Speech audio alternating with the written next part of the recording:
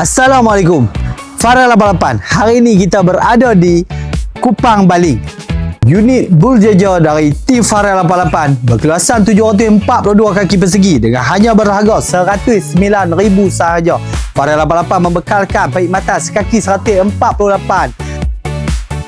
Farel 88 menyediakan perkhidmatan sekaki 148 termasuk pakej guaman percuma daripada tim Farel 88, kos piling, kos custom dan beberapa promo mega daripada tim Farel 88.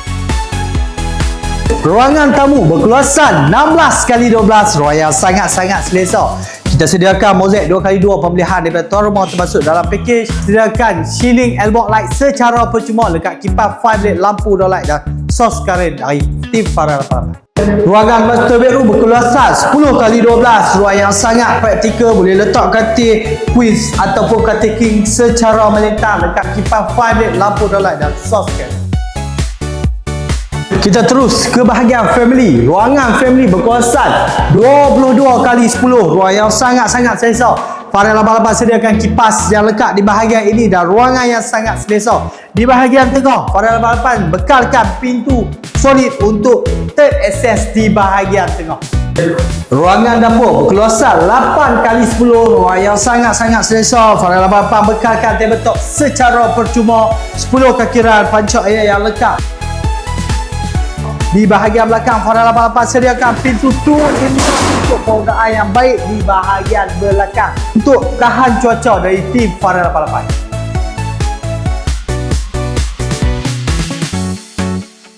Kita telah berada di ruangan bilik kedua dan bilik ketiga dengan kekuasaan iaitu 10x10, lekat kipas 5 LED lampu down light dan sos karen.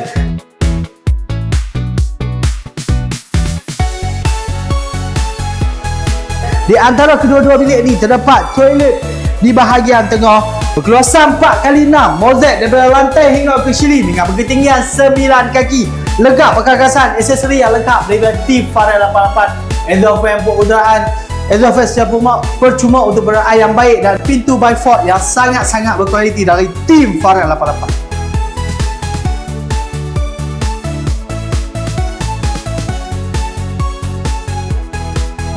Alhamdulillah, setelah berjaya Farel 88 realisasikan impian customer kami di Kupang, Bali. Bagaimana anda minat bina bersama dengan tim Farel 88? Jom lawati page kami Farel 88 dan titi kami Farel 88. Kami realisasikan impian anda. Jom bina bersama dengan tim Farel 88. InsyaAllah kami bina anda bahagia. Assalamualaikum.